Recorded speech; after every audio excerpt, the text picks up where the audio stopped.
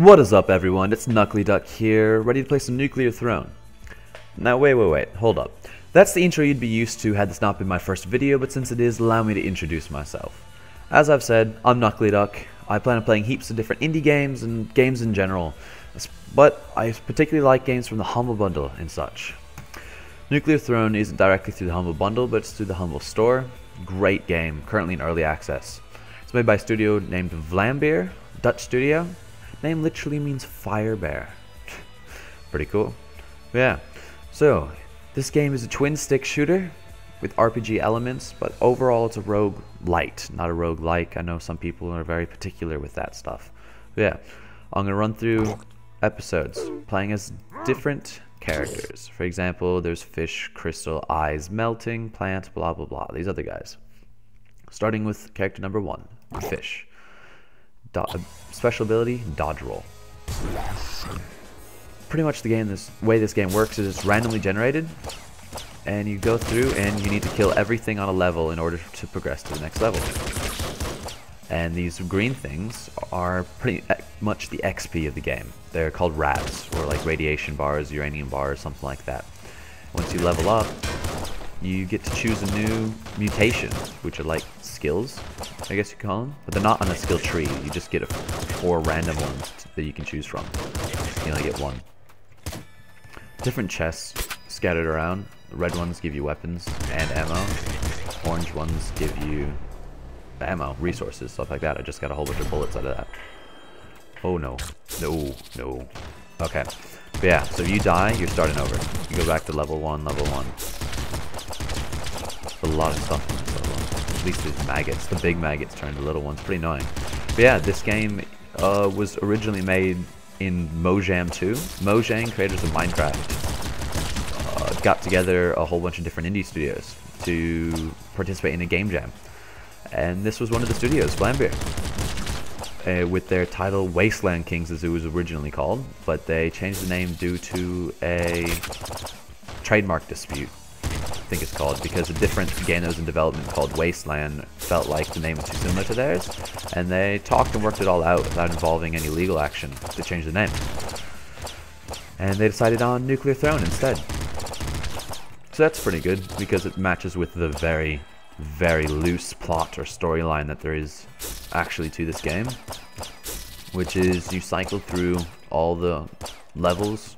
There's 3 levels per zone, except some zones only have like 1. They're like transition zones or something.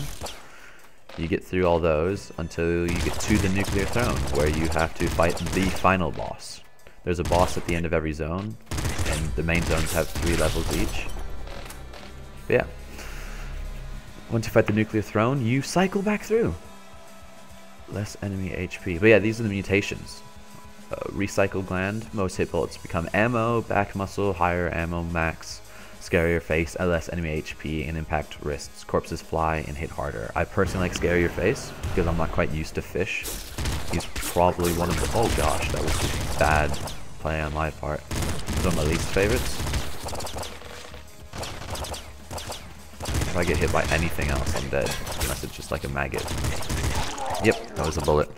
But yeah, that's the level that the first boss would have appeared on. Hopefully you guys will see him soon. Quick restart.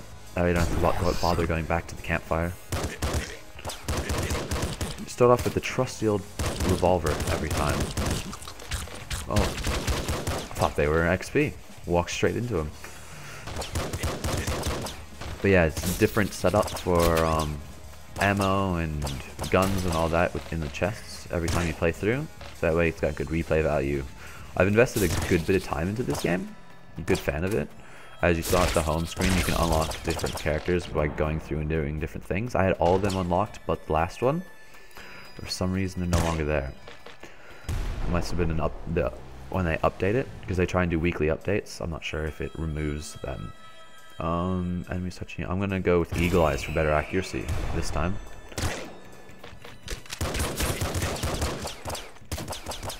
But yeah, there's pretty cool characters. My personal favorite is Crystal. Ooh, gender-wise, I'm gonna call her a her because the name's Crystal. She'd have to be my favorite, as she's more like defensively oriented, and she has more HP and she can put up a crystal shield. Ooh, that was some damage.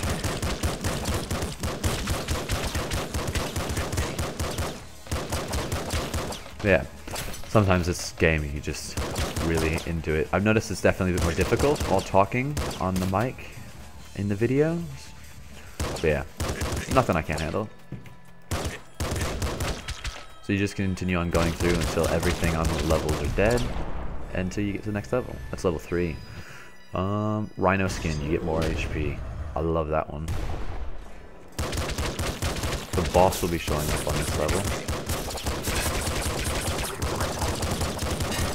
Hopefully I can stay alive long enough to show you him.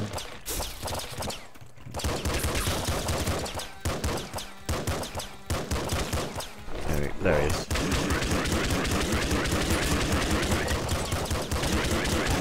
He shoots a large stream of bullets. I was way too close to have been able to deal with him. But yeah, he's the big bandit. Really pain in the butt to face. But yeah, as I said earlier, the game's currently in early access. You can buy it, but it's not finished. It tends to have about weekly updates. You can get it for $12.99 currently, and they won't be having any discounts until its full version. So they're trying to keep a really great community just of people who really want the game. They don't want it to be a game that everybody just happens to have in their library. We all know some of those games. But you can get it 3 ways. It's on Steam, through the Humble Store, and by subscribing to their Twitch stream. Because they do weekly dev streams, twice a week, Tuesdays and Thursdays. Their time, I don't know what it is wherever you are. But yeah, if you subscribe, you get the game on Steam code, which is pretty good. Especially that way you can get 2 birds, 1 stone. Subscribe to them and have the game. Laser pistol, I'm gonna grab that. Alright, yeah. Which mutation do I want? More feet, extra speed. Extra speed would be nice. Vlambeer is personally my favorite studio. This isn't their only game. They also have Super Crate Box, which is free on iOS. Fun game, actually. And some others, like Ridiculous Fishing isn't free, but it's also on iOS. And it was, I forgot what it was made for, but it's pretty good.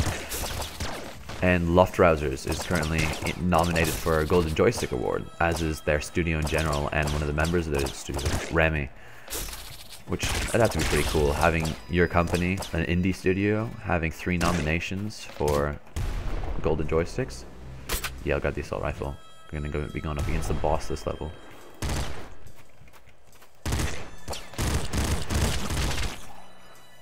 Wait till they just choke him. Aw. Yeah. 3 awards, that's pretty cool. I personally love this game. I've invested probably too much time to be healthy in it. Doesn't matter. It's fun. Yeah, I've been playing it since... Is that the boss? Yeah, it is. Playing it since it was Wasteland Kings, the original, on the Mojang. There we go, defeated the boss. That's the hardest part of the level. You guys will be able to see sewers next. Next location. It's a transition level, really. There's only one of them. Disc gun. Oh. Introduce you to the disc gun, a Vlambeer thing. It bounces and you will kill yourself. They have them in plenty of their games, some disc-related things. But they bounce back, and if it hits you, it will damage you. That's rest assured. Oh yeah, Fish he has this roll. That's a special ability I was talking about. I never really use it on him. It really doesn't do much because you're not like invincible or anything while doing it, which is pretty. I don't know, it's annoying. Change back to the assault rifle. But yeah, so you just go to, no, I don't want that. I want the revolver. All right. So you just continue going on, trying to get to the nuclear throne, and hopefully in this series I will eventually get there. I'm gonna cycle through one character at a time until we beat the game. Well, you don't really beat the game either, because once you get to the end, you just go through it again. Bloodlust, that's a great one. Some kills give you HP. There's that in Rhino skin giving you the more HP. Triple machine gun's gonna be nice on here. But yeah, that gives you more HP, but then this one just, some kills regenerate HP, which is really nice to have. There's these gut bandits still in the sewers. You just continue on. Most of the people in these levels, the sewer, just charge at you. They really don't have much of a real AI. Just charge. Oh, if they touch you, they damage you. Oh no, get away. That was bad. I got pretty low there. A bunch of stupid damage. Oof. Now I need to be careful. Disc gun, toxic bow. No. I hate toxic weapons because you have a high chance of actually killing yourself. Some rats. Gotta love those. Where are they? There's a rat. Come on. There we go. Oh! Alright, so those toad guys, when you kill them, they explode. Which is really annoying, because they send out stuff everywhere that can actually kill you.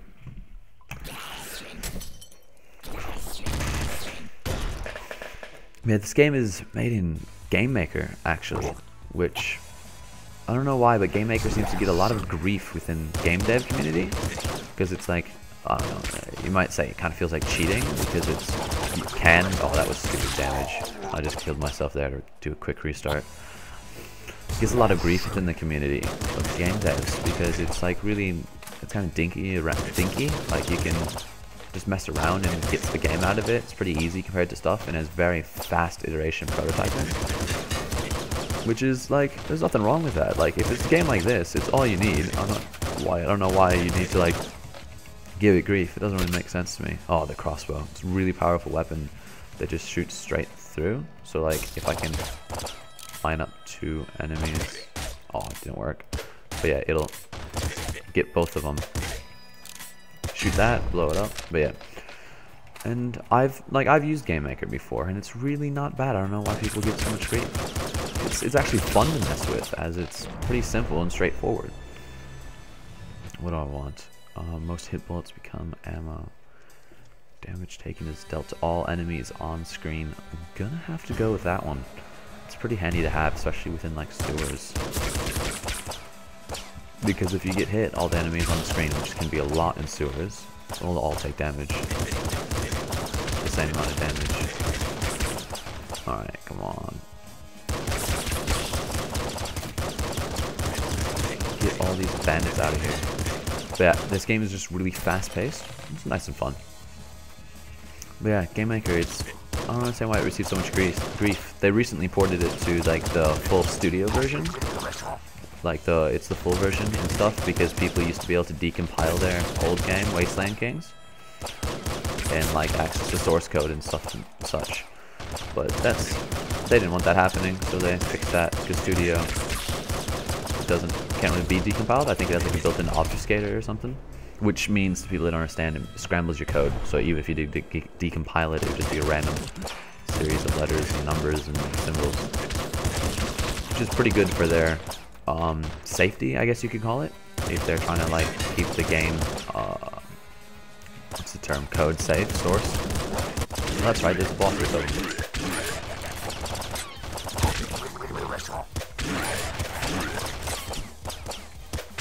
This crossbow is really handy for facing him, because you just see how much damage it does.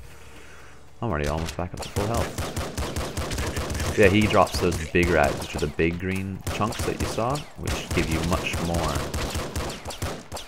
energy, or rads, radiation, experience. Yeah, so the game kind of works like a RPG in some sense, because like as you level up, you actually get better. Like you don't just use it as a score like you would in most roguelikes, but it's a roguelite more than a roguelike, simply because you actually have some things that carry through the games. If you get to certain points, you unlock the new characters, you've got them. In roguelikes, it's just you play, you die, you play again. There's nothing to unlock and carry over. I'm gonna go with impact wrists. It's fun to have, especially if I find a melee weapon, which I hopefully will. Crossbow can be pretty good on this level. There we go.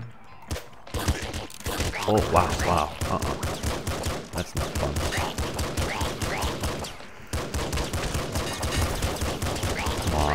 Get out here. But yeah, impact risk makes it so when you kill things, their bodies go flying much further, as you can see. They bounce around, and if enemy bodies hit other enemies, it deals damage to them and can kill them too. It depends how if you have like the hit harder. Bazooka! But yeah, explosives can destroy walls, which is pretty cool. Yeah, die. Oof. So that's all fun. I shouldn't have dropped that other weapon for it. Boiling vein, no damage from explosions and fire when under 50% health. I have really low health right now. But this is scrapyard.